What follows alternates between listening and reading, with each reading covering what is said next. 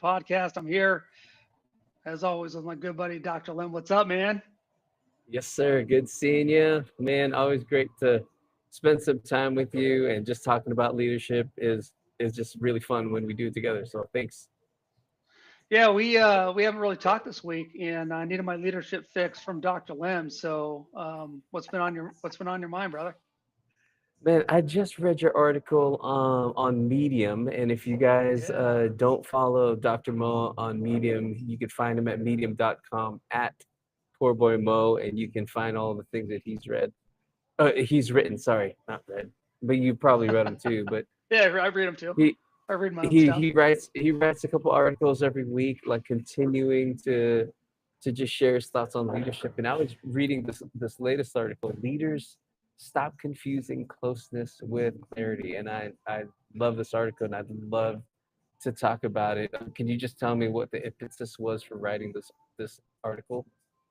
Yeah, I just had a conversation with one of the guys that I kind of coach and mentor, and he was just frustrated. He was like, "Man, I'm trying to get my people in line. I'm trying to do my best to serve them, but everybody just wants to point fingers and everything's my fault, and nobody wants to do stuff." And I was like, "Well, first of all, yeah, it is your fault because you're the leader. So good on Exactly. you for knowing that.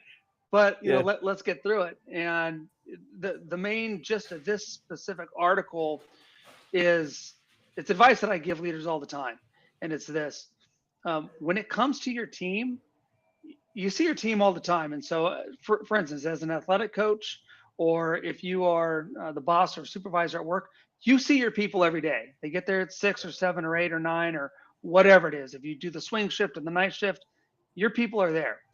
And so you get to see them. But hopefully, there's an inner circle, as John Maxwell calls them, two or Yeah. three men and women that you can go to be your leadership team, your leadership core.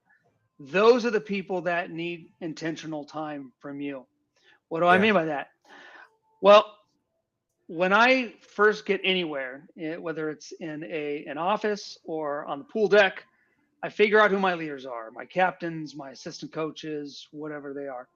And then I say, okay, we're going to meet, and we're going to meet once a week. And as soon as I tell them we're going to meet once a week, it never fails, dude. They all look at me like I've got three heads, and they're like, Mhm. once a week, what are we going to talk about? And I'm like, look, and here's the line: for this to work, you have to see my smiling face in this context at least once a week. And Yeah. by the third month or so, and it usually doesn't even take that long, but by that time, like once a week isn't enough. Then I have Yeah, people they're call wanting me and it. They're they're craving it. wanting more. Yeah, but Yeah. it's always funny because everybody thinks like, can we meet once a month or once every 2 weeks? And I'm like, Yeah. dude, Yeah. no. So Yeah. that's what the article's about. Man, I love how you make it intentional. I love how you're proactive about it, like scheduling it with people. And honestly, like what I love about like your perspective on leadership is it isn't just the title, it isn't just the position, and leadership doesn't necessarily come with the role. You know what I mean? And you're actually breaking down this is how to lead, and this is just one little aspect of leadership and meeting with your team that really just will make a difference. How I'm gonna be one of your leaders and ask you, well, how do you make time? Like, how do you make time for all of these people?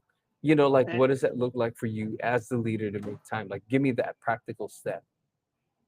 yeah, leaders, I'll tell you this right now. The most important thing that you make time for is this meeting.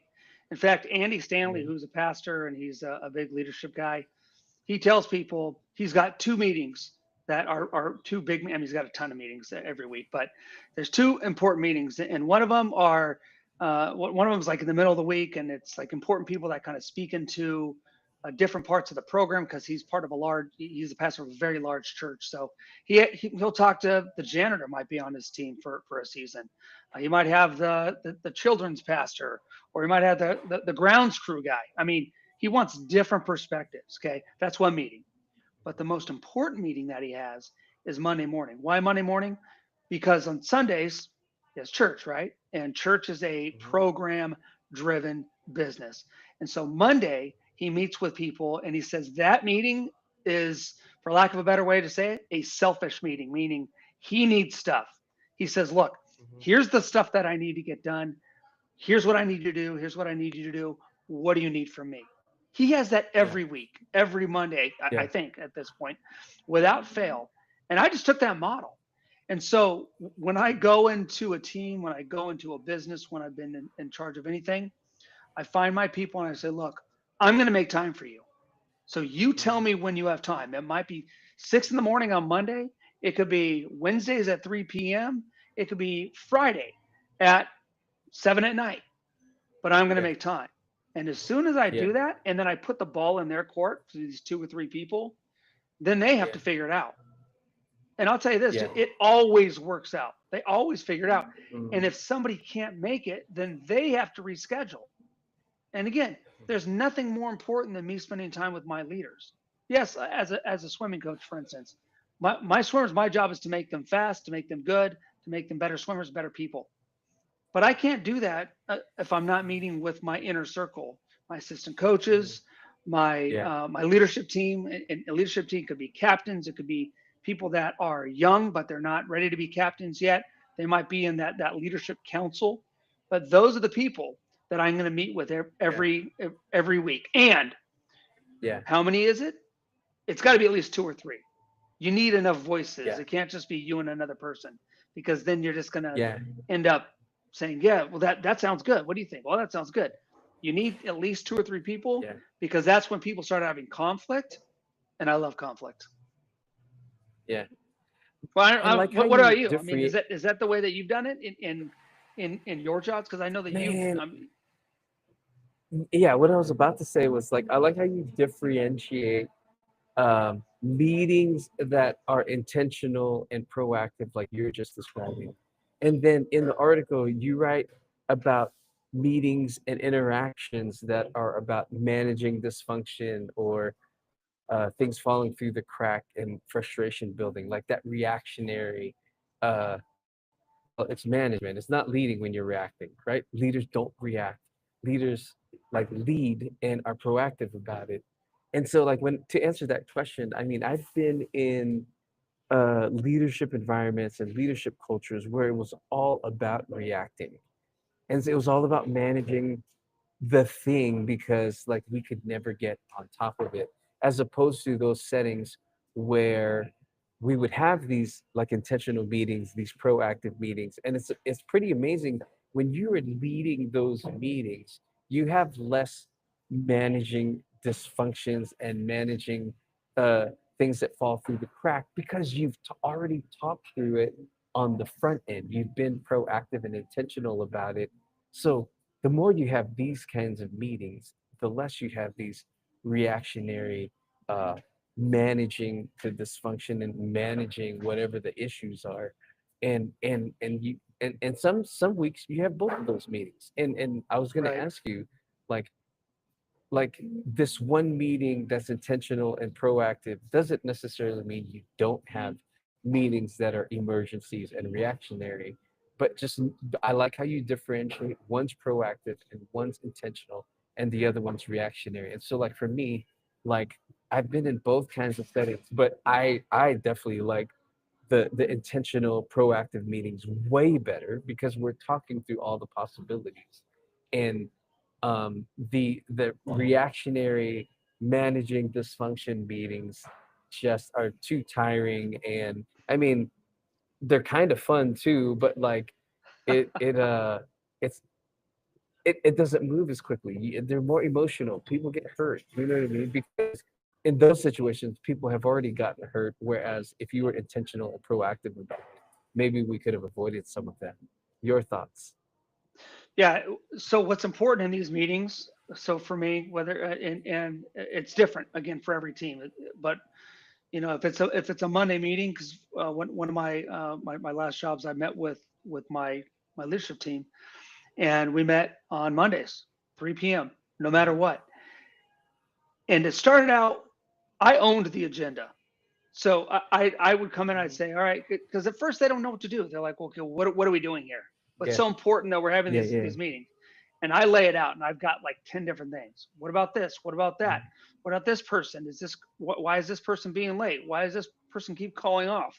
Why does this person seem to not be getting along with anybody in the team? And then all of a yeah, sudden they start talking about things.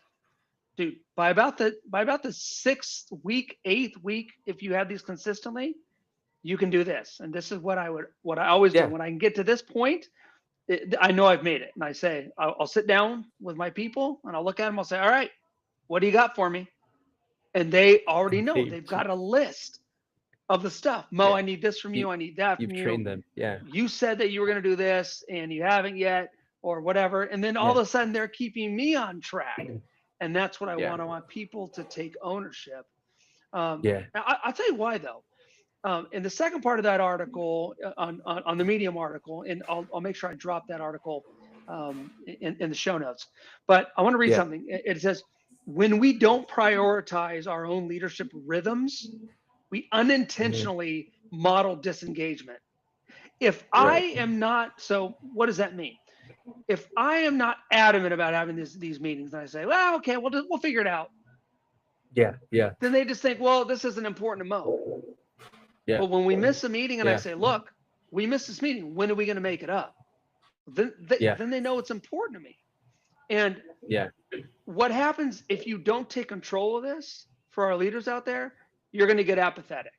And apathetic yep, leadership is the worst because nobody wants yeah, to follow an apathetic leader, because as soon as somebody says, well, Mo doesn't care, why am I going to care? yeah, But if I'm walking on a pool deck and yeah, I'm picking trash up and I'm asking people, why are these windows clean, and why is this office messed up, or why isn't everybody in the yeah, water yet? Or if I walk into an office and I say, why is the bathroom always dirty here? What's going on?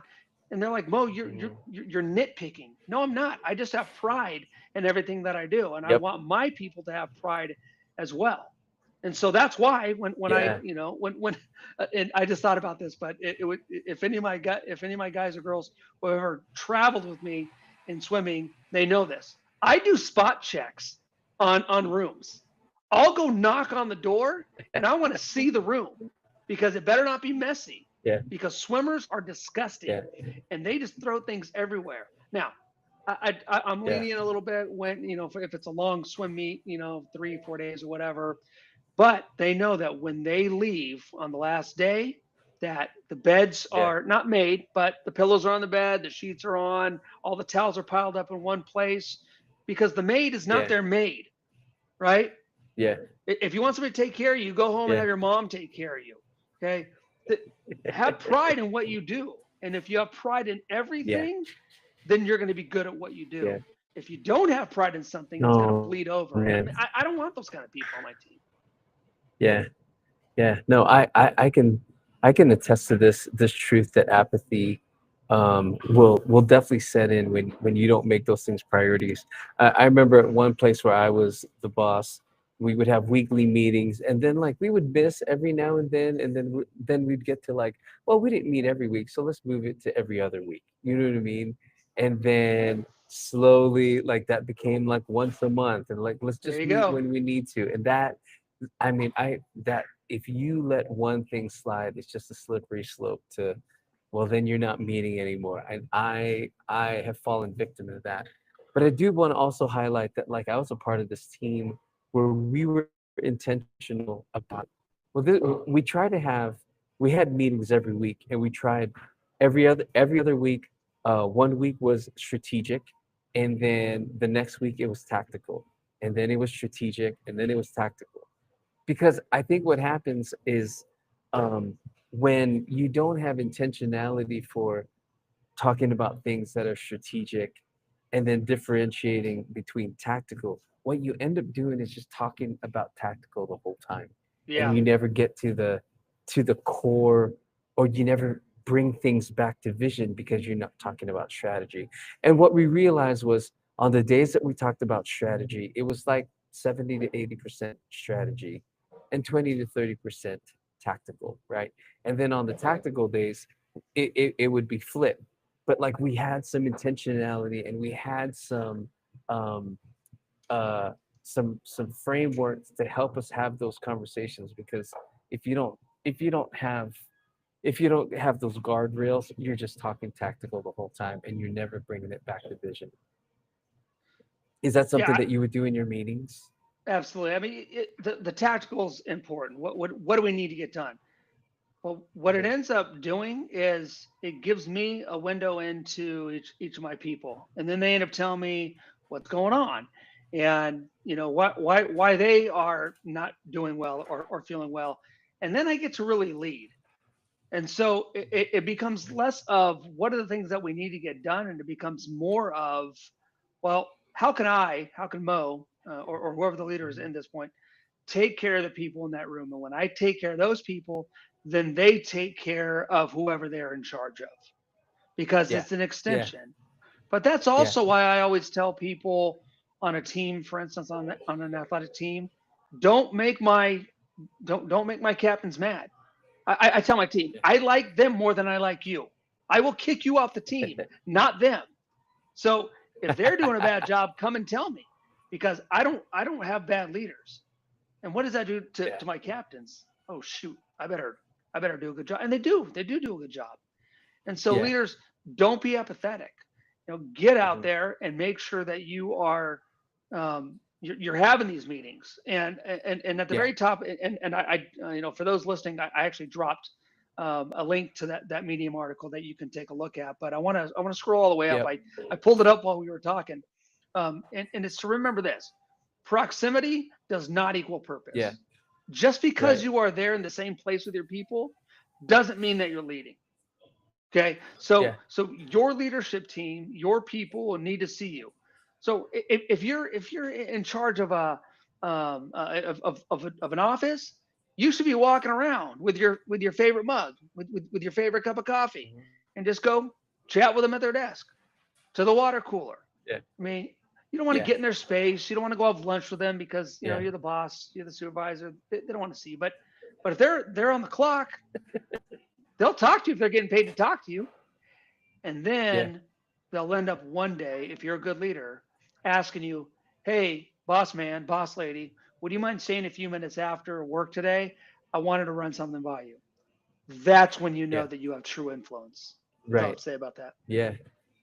No, that's pretty awesome, man. Thank you for modeling it. Thank you for teaching us that lesson. And again, like if you want to check it out, medium.com at Mo, all of his lessons are there. So thanks Yeah, for man. explaining it. Thanks for just this time, man. I appreciate it. Yeah, dude, we'll do it again, man. We'll talk next week. Thanks, brother. Yes, sir.